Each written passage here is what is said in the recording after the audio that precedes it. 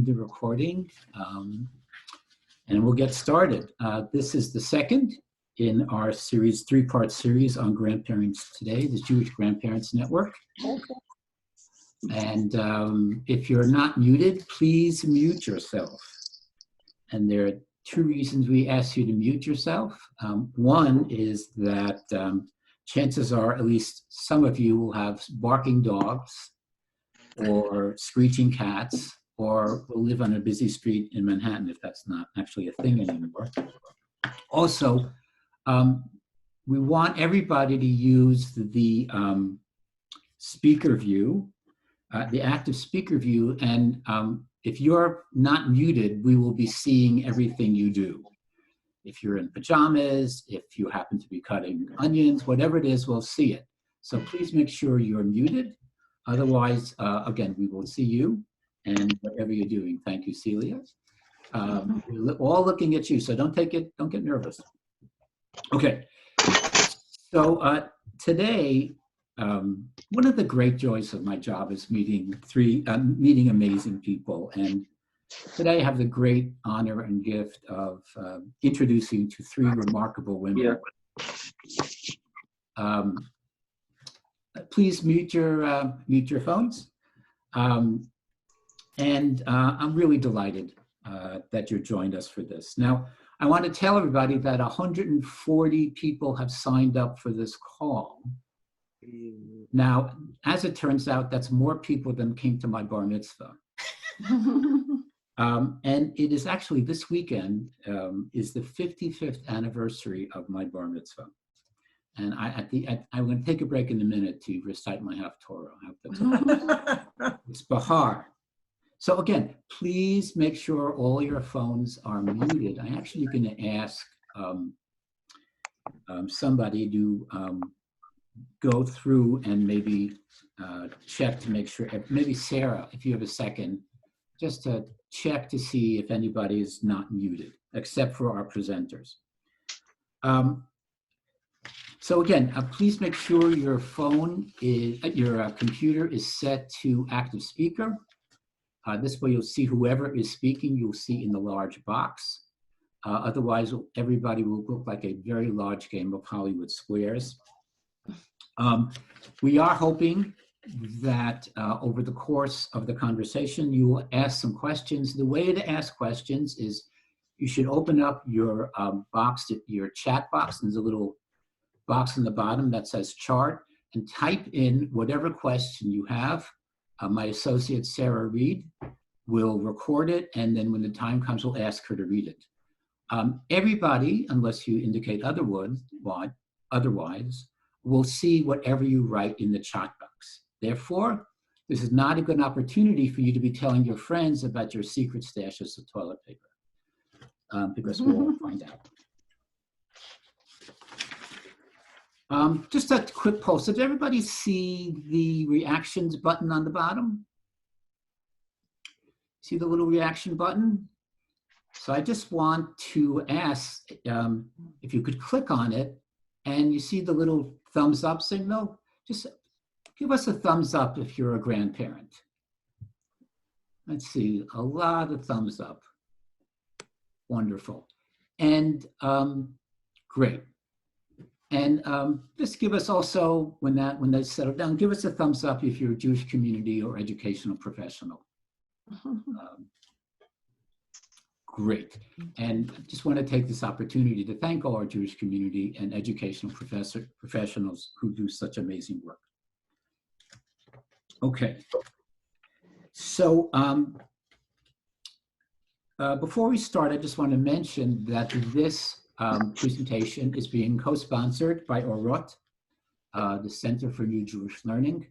It's a wonderful Jewish learning program for adults. Sarah's going to post that in our chat box in a minute. If not, then you could look it up online, www.orotcenter.org. So with that, it's a great delight to introduce our panelists, three very remarkable women. To begin, Jane Isay. Jane, could you say hello? Hi. That's not Jane. Wait a second. What? So can everybody please, if you haven't done so already, please mute your phones. Right, thank you.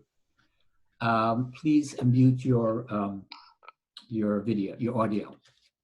So Jane, are you there? Yes, I'm here. Can you hear me? There you are. Now we can see you. Okay.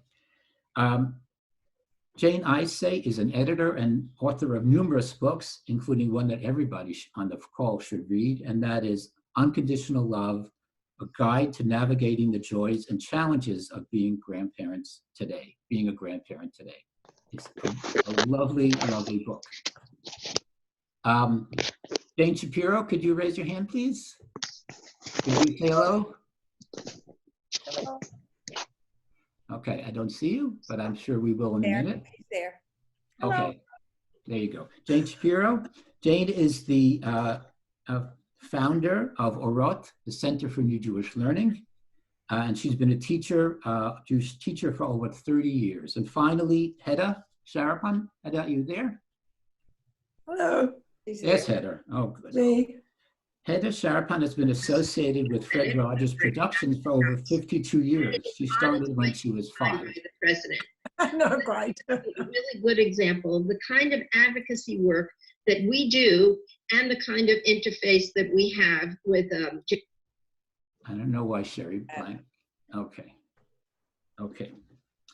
So Hedda Sharapan has been associated with Fred Rogers Productions for over 32 years and currently serves as a child development consultant for the company award-winning PBS Kids series, Daniel Tiger's Neighborhood. So let's begin with the very large elephant in the room. It's a little bit off topic, let me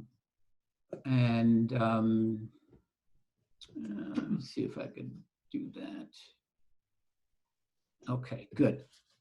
So it's a little bit off topic, but can each of you, Jane, and Hedda, share briefly how the crisis has impacted your role as a grandmother? And whoever would like to go first. I'll go first. Okay. I have 4 grandchildren, 2 sons and their families, and one of my Brooklyn family has a nearly 12-year-old, and he had COVID. He's better now. And then that was joined by bacterial pneumonia, so he was a very sick boy. And and my son David decided that he would call me at about 9:30 or 10 o'clock every night to give me an update. Both parents are working, the kids are doing the screen learning, and I found my anxiety level by 9 or 9:30 peaking, and I couldn't, and then I knew that my son was lying to me. Everything will be fine, he's fine. I could tell from his voice that it was not fine. And I finally realized after several weeks of this that my anxiety was not helping him. Every family with grandchildren, if we're lucky enough to be here, it's 3D tic-tac-toe. And the caring for the grown children is key to this. And so when I stopped saying, "Tell me what's going on," he started telling me what was going on. And Toby's fine now. But it was very scary, and I'm not sure. I haven't, of course, seen that family. I have family who fled New York City to go to Rhinebeck, and the mom had COVID, so they figure that they're okay. I've been to visit them a couple of times, and those kids are teenagers, and they don't have much time for me anyway. So that's my family situation. Hedda or Jane, do you want to give us an update on what's you? Jane, you want to go? Yeah, I guess for me, I have 4 grandsons right now, and I'm expecting another grandchild. My 3rd son and his wife are expecting a grandchild in June. So I think for me, the life lesson is to really honor what I say about being a grandparent, which is to always recognize your role as being second tier, because it's been a huge struggle for me to be thinking about a new baby coming into the family who I might not get to hold or take care of. I might be in person. I might have to just see at a distance for a long time. And like Jane, I think just recognizing that I was anxious and sad about that, but I had to sort of learn to make space and go like, well, you're the grandparent, that the child, you really are secondary in that way. And the more I focused on, I can still make food and do laundry for that family, that the more I realized that I could play a role, but it just wasn't the one I imagined. So it just, catches you by surprise and you have to regroup. So. Well, for me, it's been a real mix. I have two daughters. The one daughter has a 12-year-old and an 8-year-old. And I've had a wonderful, closer relationship with them, I think because of FaceTime, because they'll call me at little moments. We're all sort of available at little moments. I can have lunch with them through FaceTime, and they say, see what Daddy made. They'll call me on a moment and say, look what Daddy made for us. So somehow this, thank goodness for the technology, it's brought some extra moments of joy of being a grandmother around. But at the same time, it's just very hard. My other daughter has 4.5-year-old twins who are lively and absolutely adorable and wonderful, but they're a handful.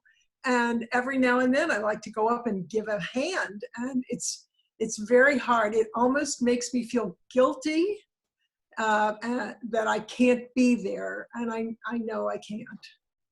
So it's a real mix.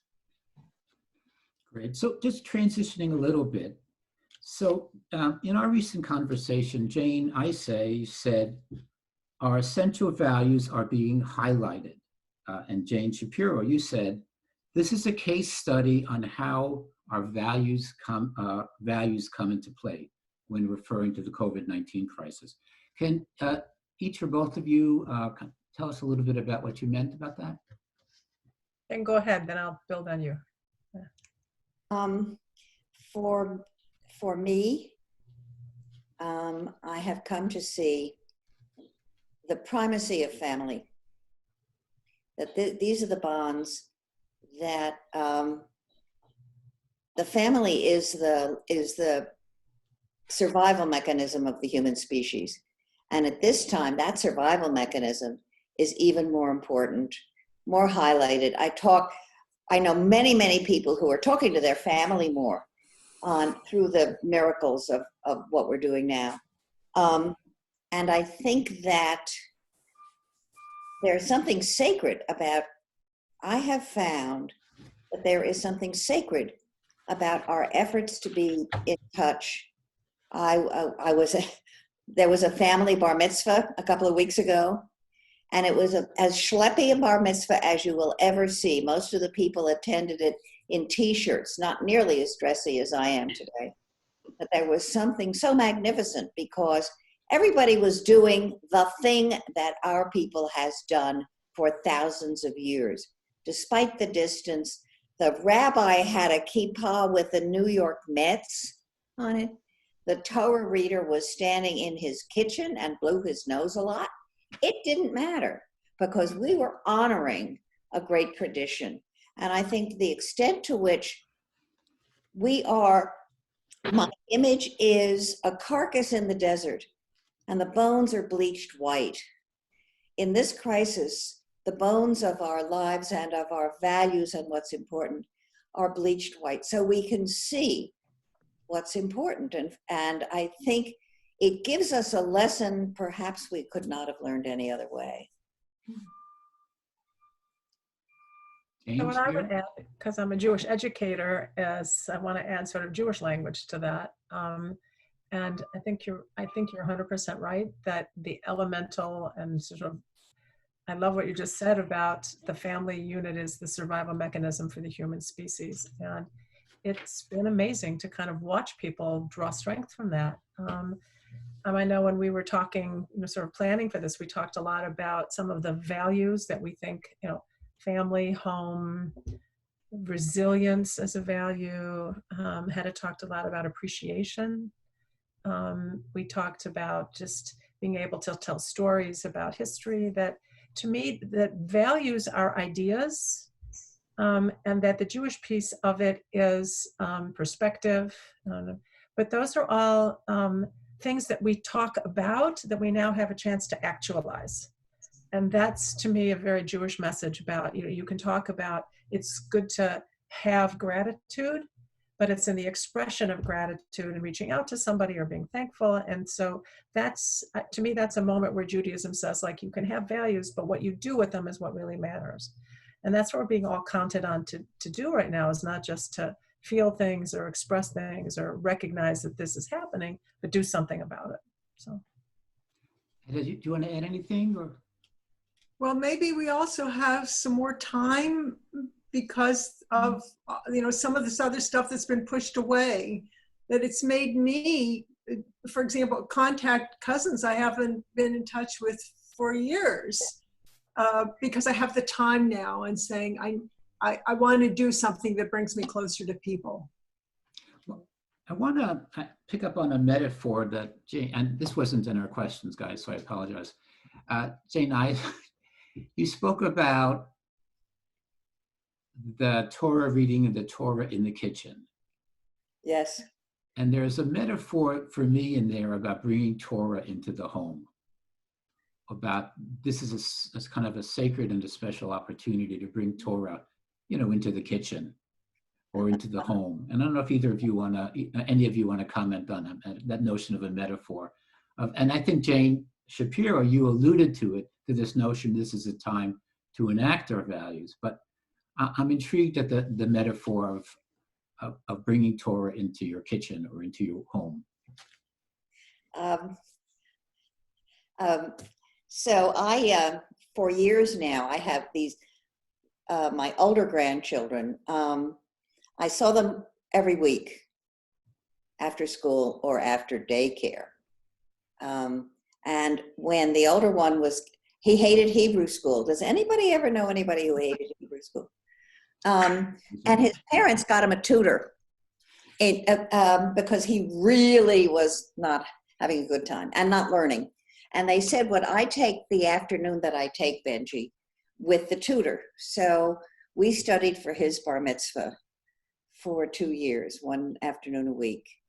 And my father, who was a Jewish educator, long dead, I swear to God, he was sitting on my shoulder, listening and kvelling as this boy learned the tropes and so on. And then his little sister started right after his bar mitzvah, and we've been working together. Well, when COVID came, our tutor is part of that New Rochelle community where there was case number 1 in New York, which is an Orthodox community.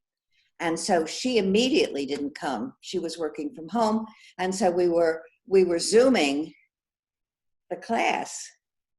And they have moved up to the country, and we study Torah in the kitchen, actually.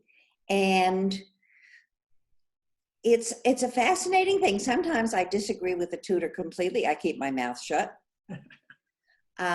Sometimes I think my granddaughter is going to fall asleep because she's so bored. She's not bored.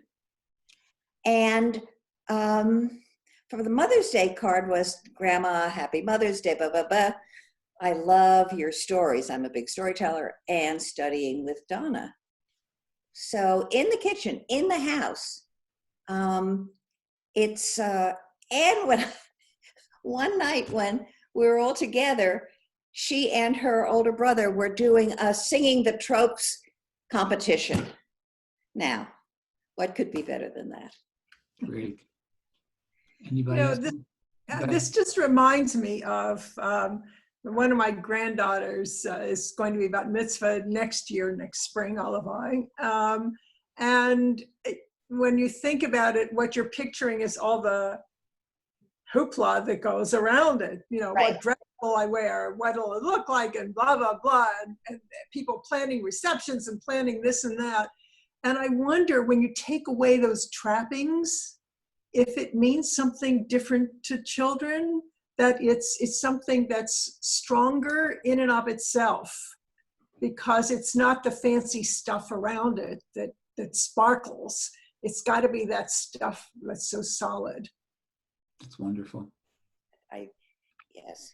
Jane, you going to say, Jane Yeah, Shapiro? yeah, I just keep thinking like everything that you've both said so far is just, these getting us back to these purely essential things, like the real essence things, like what we don't need anymore. Where does study take place? What do you need? And that it also just it occurred to me too that the expression for a Jewish home is a mikdash ma'at, a small sacred place, and we are getting a chance to really experience these things that we heard in sermons, like the Jewish home is da da da da da. Well, suddenly we're feeling it in these kind of essentially really palpable ways, and that's what's so remarkable that I feel like we want to hold on to as part of the storytelling about in these days, what did we experience? We experienced Torah in the kitchen, and we experienced time differently. What you were saying, Hedda, about we have time, these clearing things.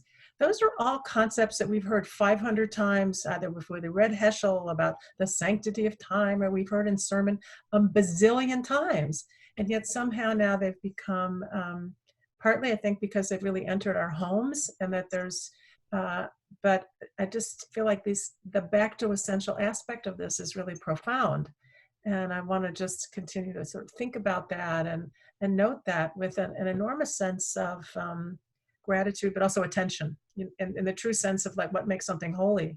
It's really unique and separated and worth our really focusing on and not forgetting, because that links into the importance of storytelling. So I do want to get back a little later on to this notion of creating small sacred spaces, because it's another thing I'm very intrigued about, and sort of think a little bit about what that means and how we do that. But we'll get back to that in a minute. yeah, okay. But I wanted to kind of, we're going to talk, about the values, and I'd like to shift a little bit. We've kind of understanding the sense that the COVID crisis has focused, encouraged us to focus on basics, on the fundamentals. And perhaps each of you could talk about fundamental values that we think about sharing now, and we should be sharing now with our grandchildren. It's a special time, but it's also a special time to make all of our times special. Mm-hmm. And so what are some of the fundamental core values that you think grandparents should be sharing with their grandparents now, but also as a larger framework for how we engage with our grandkids? Jane, go first, please, because you first, please. I should go first, please. Yeah. I mean, to me, when I just talk about, we're talking about values in some way, for me as a grandparent, I think my role is to give the Jewish language to those experiences. And as a Jewish grandparent, to just, it's like, here's the language that these are human experiences, but this is the language that our great-grandparents and great-great-grandparents use when in similar moments, and we can share this. So to me, the word kadosh, which means holy, but not in some like ethereal, painting on a ceiling of a great place, but kadosh just means something that is separate and to be attended to, that has uniqueness to it. So to me, that's important. So Zman Kadosh, earmarked, sanctified time, the other word for that is Shabbat. Appreciation, just being, gratitude is the word Todah, or the word Modah. So I just think that it's an opportunity to always just say, as Jews, what is the prism that we bring these things to? And so when children are preparing for bar mitzvahs or learning things, that they can connect, that thing I learned about from my Haftorah, this is something that my grandmother is telling me about right now that we're living through right now. And so it's bringing vital connections between lived experience and Jewish teaching and values through, to me, that's the power of language and the terminology we use, and that we can offer those things. It was kind of an extraordinary, fortuitous and extraordinary thing that we all snowballed into this at Passover time. And everybody got to experience this kind of feeling of bringing family together, family that hadn't been together. And we got to an essential aspect of Pesach that we might not get normally. So it's the bringing of our traditional language. I don't mean traditional in some denominational way, but the language the Jews have spoken for centuries to address these values, to me, seems an opportunity for grandparents. So, yeah. Isay or Hedda, core values that kind of emerge, especially during this time of the COVID crisis, that we share with our grandkids. Well, Jane Shapiro gave a nod to something that I said when the four of us were talking a while ago about Fred Rogers and appreciation. I think one of the things that I've learned over the years from Fred is to be an appreciator and to say it out loud. And I think that's we were talking about the behavior. It's not just understanding it, it's putting it into words for our grandchildren and noticing and saying things out loud. One of my favorite books, the line was, "Notice is like oxygen." To give words to what you are thankful for what you're involved in at the moment. It's also that mindfulness that people are talking about today that says, be able to really focus on those wonderful moments of life. And I mean, Fred Rogers always talked about, it's not the big things that matter so much, it's the little moments of listening, of sharing, of just little moments.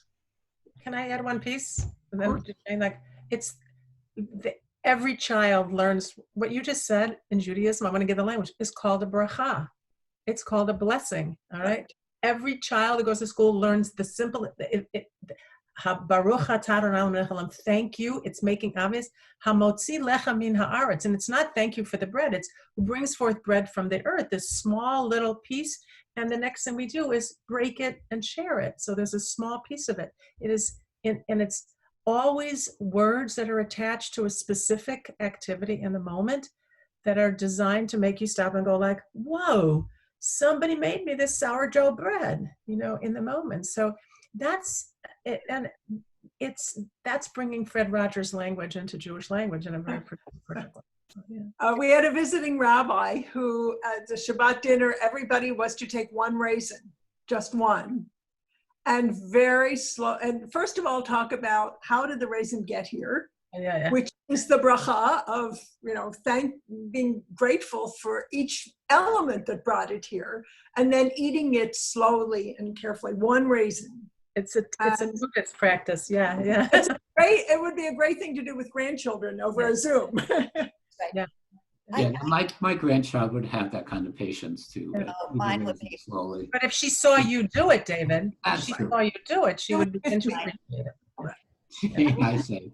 I want to talk a little about the sorrow here, because I don't know anybody who isn't suffering in one way or another. Yeah. For me, I mean, being alone, being afraid, not knowing what's going to happen.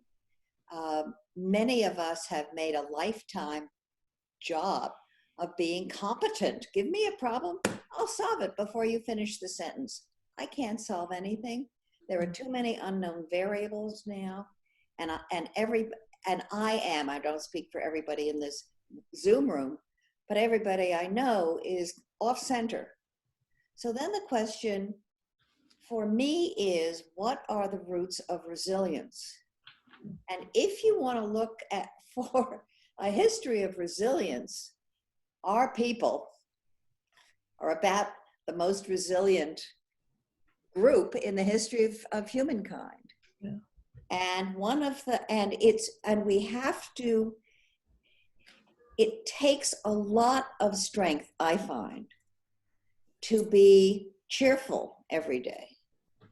I miss those children. I miss my friends.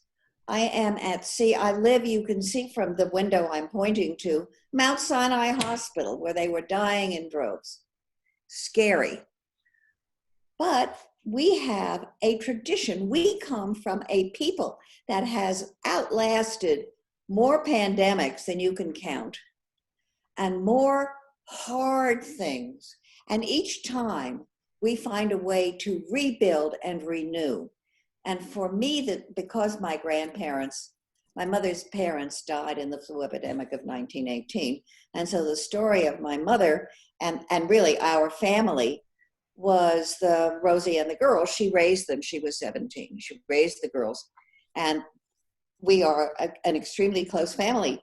The stories of resilience, the stories of survival, the Bible, the calendar is full of them. And so I think that our tradition is a source of comfort. I don't believe in God. I may be the only person in the room who doesn't believe in God, but I do believe in the Jewish people, and I do believe in history. So I am moving forward as I think of what we have endured and we have lasted. This year, Pesach, we were all locked down. Now, it turns out that the Jews, the Israelites, were told to stay home the night of the Passover. We were doing it. Can you imagine? That is crazy, but it's real. So we have something to draw from for ourselves, and therefore we can give to our grandchildren a sense of comfort and of resilience, which is the most important thing I think for us at this time, is to weather and to get through it and to keep keep optimism, because our kids need optimism. They're scared. Well, I don't want to stray too far from values, but is resilience a value? Jane? Is resilience a value? Yes, I'll tell you why we know resilience is a value. I love the Torah. I just love the Torah because when you need something, it's there for you. When God gets really angry with the Jewish people, because we're always messing up. You shouldn't have built that. You shouldn't have done that. What do you mean you can't conquer the land? God always says to them, you're an am kashay oref. Am kashay oref. What does that mean? Oref is the same word as the character Orpah, Oref and Orpah, if you can hear it. Orpah is the name of Ruth's sister-in-law who turns her neck and goes home. Oprah got her name because they changed the name. She should have been Orpah, and she came Oprah. Good for us. But when God gets really mad, he says, you guys are stiff-necked. You turn your neck and go. God gets extremely angry at us for being that way. And yet it's the flip side of being stiff-necked is that we are resilient. Okay. And that it is that resilience that has allowed people to say, like, even God, you can't get past us. If we're going to do what we're going to do, okay, and we're going to survive through the desert and go. Yeah, I'd say it's a Jewish value. It's certainly an experience where we get into it with God because we have resilience, which is kind of challenging. It's interesting, but yeah, resilience is a value. Good, thank you. Even when we get into trouble for it. Yeah. Yeah, well. I wanted to get back to values and maybe ask Hedda a question. Values during the COVID crisis. I don't remember the quote directly that Mr. Rogers said, but it was something to the effect of "look for the helpers." Oh, it's so great. Is that right? I want a T-shirt that says that. Yeah. Yeah, simple. Yeah. It seems to me this is a time of special helpers. And so maybe would you mind talking about that a little bit, looking for the helpers? The first time I heard Fred say that was in 1981. I've actually been there from the very beginning. And I remember moments like this.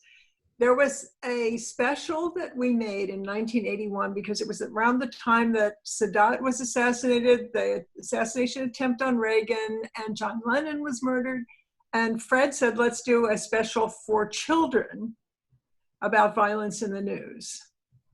And it was interesting. He also said, he introduced it by saying, and it was a Sunday afternoon, not in his regular time slot, but I would like parents to be there if you can, to be watching with the children and helping them through it.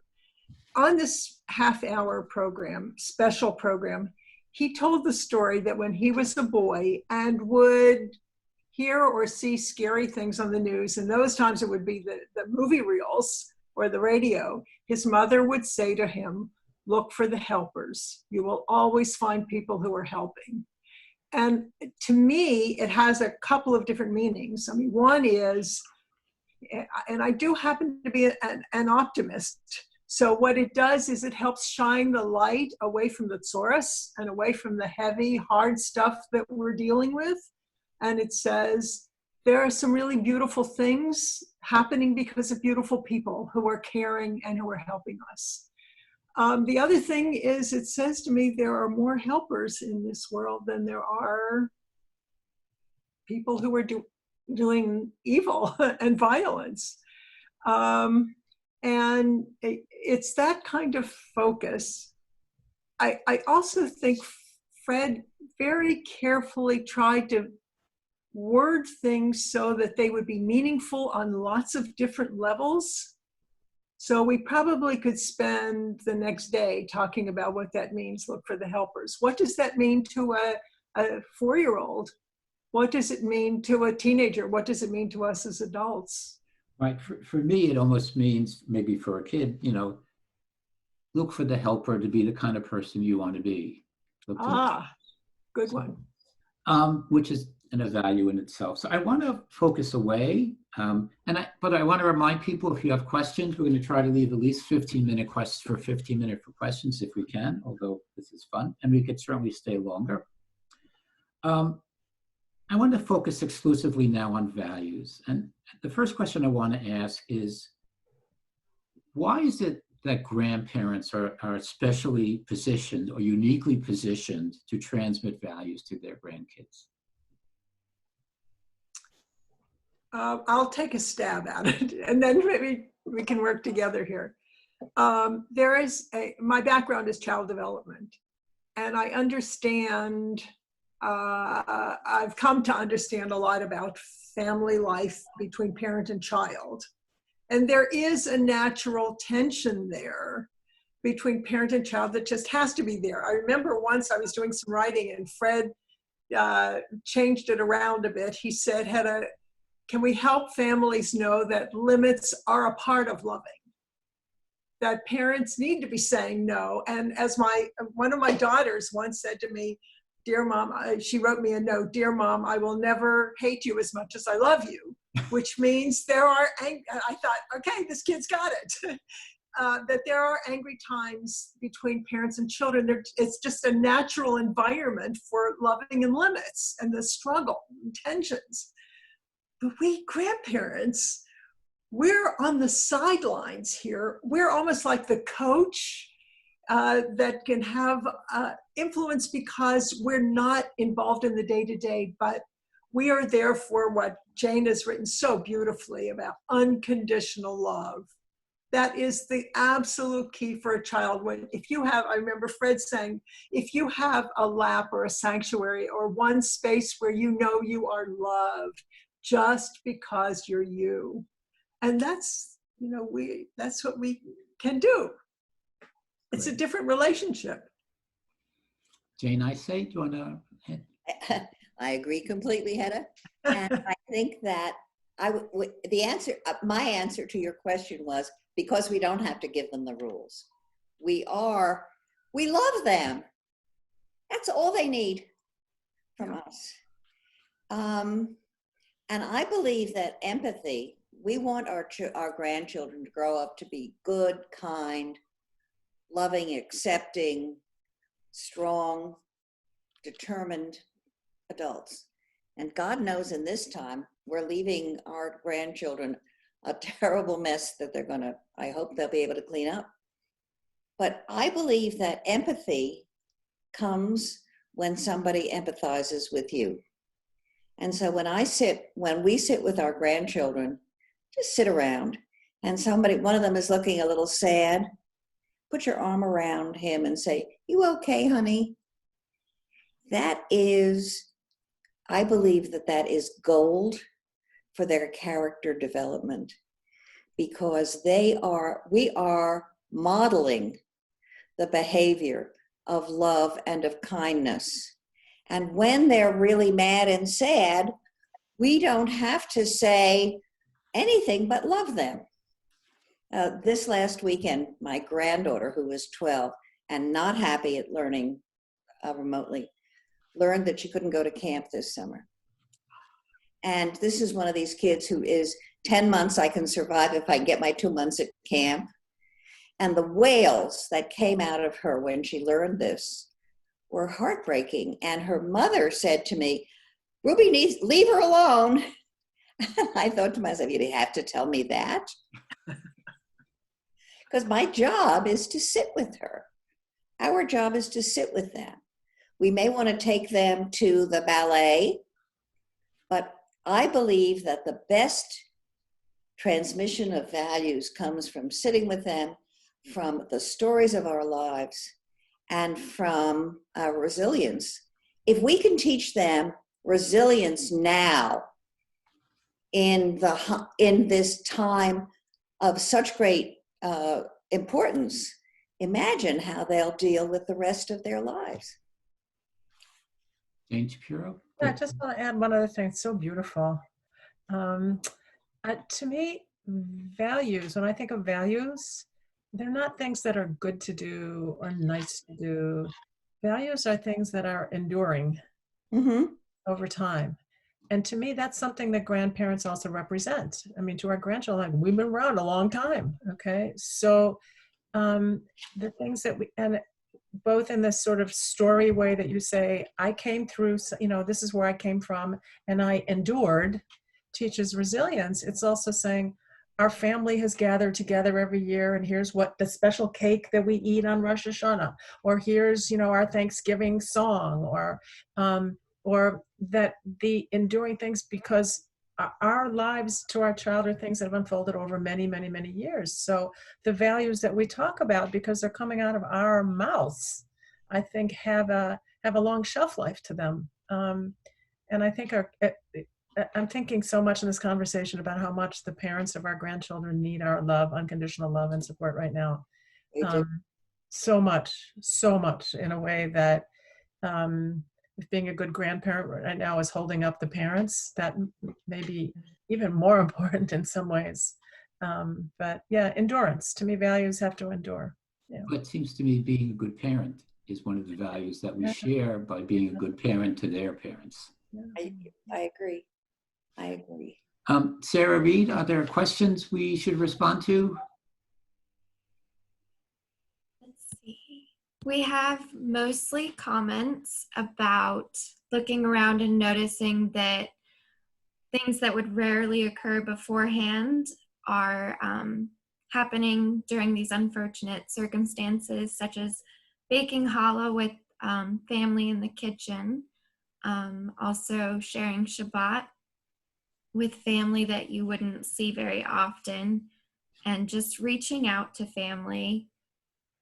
Primarily, we have one question about how to continue these things that we're noticing in the future after the pandemic has ended, and how to keep up these things that everybody is noticing, such as the baking challah and spending time with family.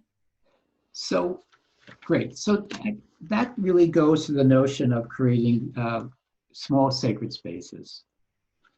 That this notion that because our worlds have contracted in so many ways, so many of us are limited to our homes, that we, to a certain extent, have been forced to, or encouraged to make even these littler spaces more sacred by baking together, by spending time together.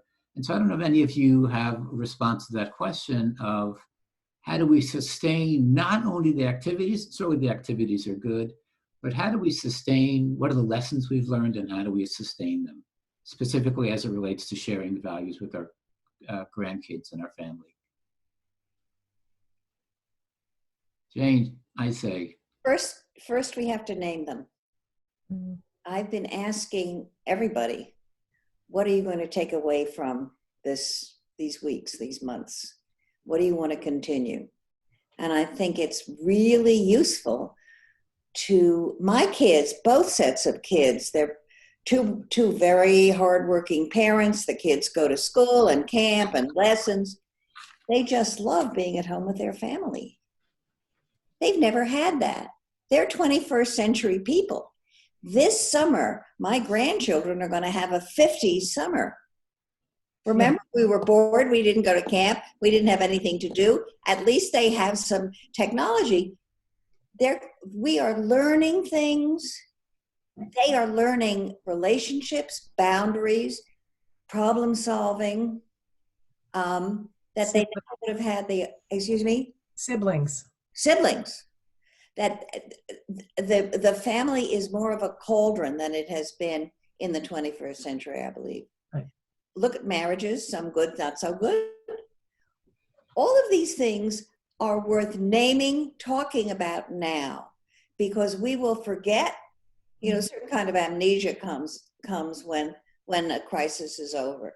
So I think it's important to talk about them, name them, and share that notion with the grown children, the grandchildren. Yeah. Jane Shapiro, I think the stories. I mean, I think my son, whose wife is pregnant right now, and they're quite anxious about this. I mean, some of it is like, this is an opportunity to bring. What I always say about stories is that as grandparents, we have a 5-generation wingspan. Mm-hmm. Right? We have wingspan. We are 2 generations back and 2 generations forward, which is amazing. But I said to my son, I said, Mike, I said, it occurred to me that my father's mom was pregnant with him in 1918. He was born in 1919. Who knew? I never thought about it before. But now, because of this moment, I suddenly paid attention to that. And your child, who is never going to know my father, he's been gone for a long time, but my son dearly loved. And I watched his body language just go like, oh. And it was this combination of all it was the story that made a connection for him. That's all. So I feel like this is a time to be collecting. I've been asking people all the time, like, have you asked about any stories about what it was like in the Depression or like the flu? Like what was like to live over this period of time? Like now is the time to be collecting these stories. And what I said before about anytime we put into language, either a language that we share or say, or a language that we have written in a book, we can hold on to it. And so I've been watching stories about, one of my sons is a contractor, and he happened to decide to tear up his kitchen right before this all happened. So his 4-year-old and 3 and 6-year-old have been part of his crew. So it's been like a children's museum at their house on a construction site. So I've been like watching them as they're learning to climb ladders and lay tile and do this kind of stuff. And so I will be able to say, remember when you were a little boy and you were like, and things were crazy and you had to go to school with your laptop. But I also remember you climbing on a ladder and doing concrete for the first time in your life. So it's a time just to be like capturing every story we can about, these are stories of resilience and stories of love and stories of caring and helpers, and just keep like holding on to those things and sharing them, because that's how they will endure. I think they will endure. So, I'm not sure we'll all be able to bake challah every Friday anymore with our grandchildren, but the stories will endure. We know they will. Well, and it seems to me that we want the stories to endure, but also the values that the stories encompass. Sure, for sure. So Beth Hecht, who's a wonderful friend in Baltimore, asked, can you speak of the challenge of long-distance grandparenting? But if we have time for that, Beth, that's actually going to be the focus of next week's three-person panel. So Beth, if you could hold off on that, that would be great. We're going to have Marshall Duke and Renee O'Leary, Renee Churau O'Leary, and Esther Netter, 3 wonderful speakers talking about grandparenting during a time of crisis.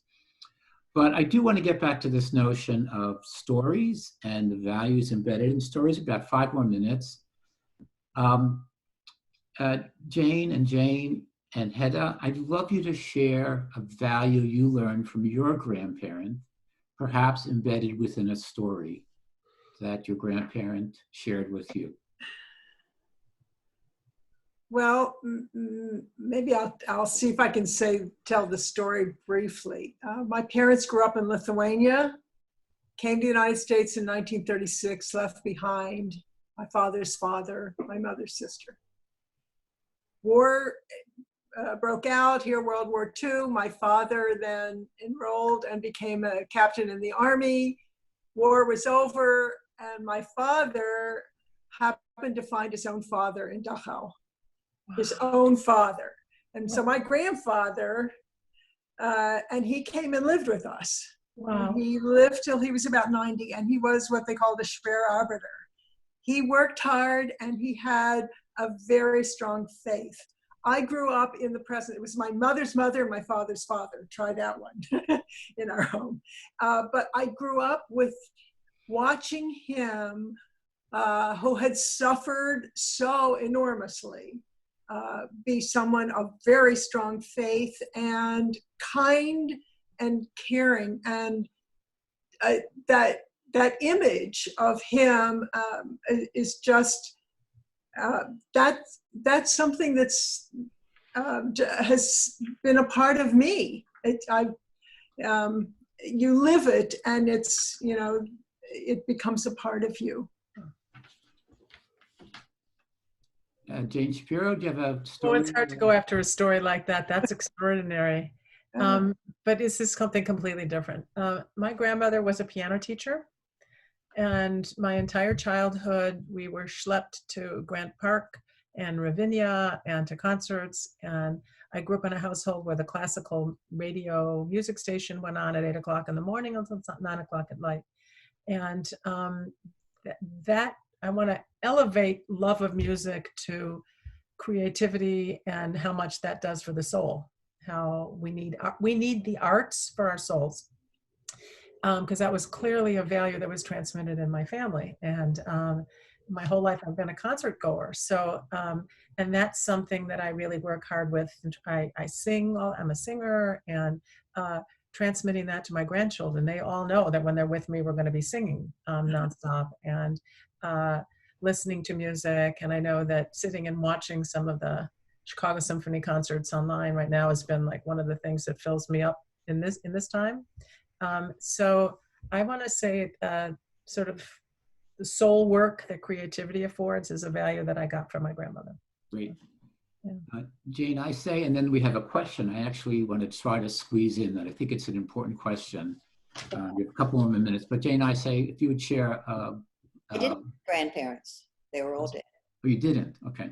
I had no grandparents. My mother's mother and father died in the flu epidemic. And my father was the next to youngest of 8, and his parents were long dead. There were stories of the grandparents that, of course, were told. But so my family story is my mother at 17 having 4 little girls to raise, and her mother had come ahead of her father. There were not cousins. She had to do this herself. Well, she had a boyfriend, my father, and he helped. But so and it was all 4. There were 5 little girls. One of them died very young. She was Tevye. She had all these little sisters, and they all got a good education. So education is important to me. They were all strong women. Being a strong woman is in my blood, and survival and love and sacrifice. We never had much money, but any money we had left over was spent taking care of the siblings. This was imprinted on my heart, and but I had to make up being a grandparent.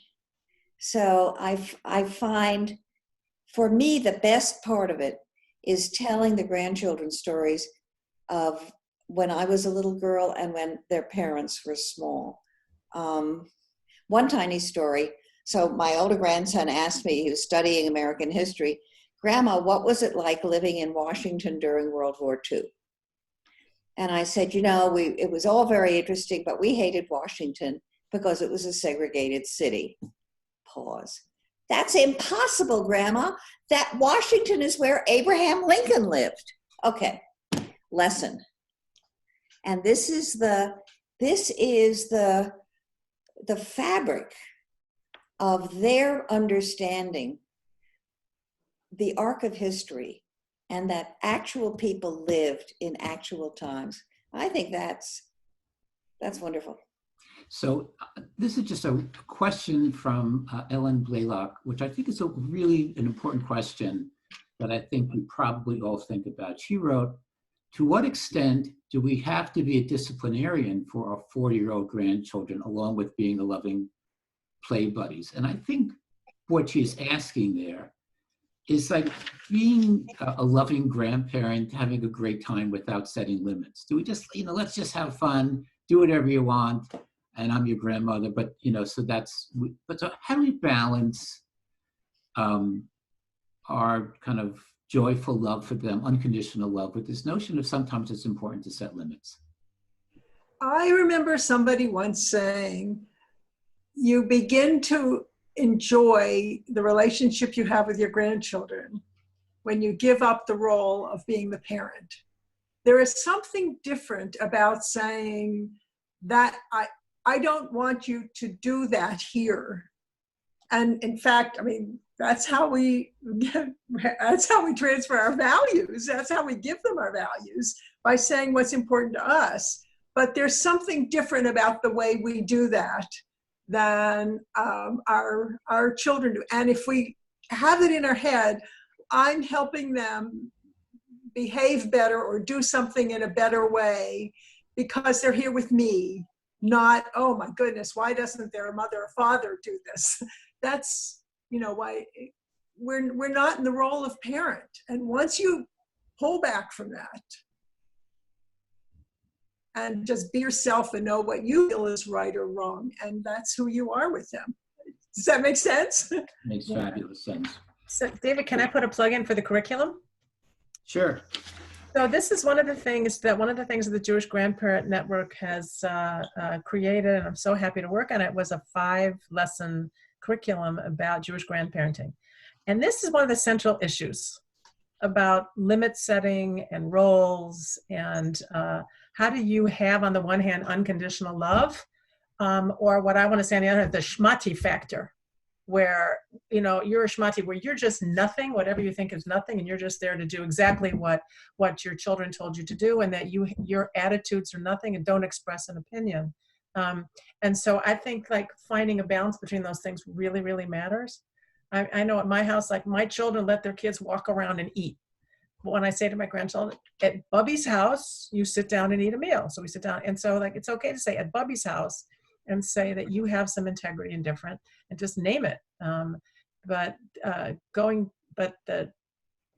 between being a schmati and being totally judgmental all the time is a sweet spot of, somewhere. Jane, I see you want to get the last word in there? I think for us, for our generation, one of the great lessons that we have to learn is to take our own ego out of it. So we may have, particularly the daughters-in-law have sons, we may have judgments about their wives. It's nobody's goddamn business. If I'm upset at one of them, I'll call a girlfriend. I won't talk to my children about it. And I think that for discipline, of course there are Booby's rules. That's part of the joy of coming to Booby's house. Some kids take off their shoes. Some kids don't take off their shoes. Some kids get a cookie immediately. Some people don't get a cookie. All of those things, part of the ritual. And I think that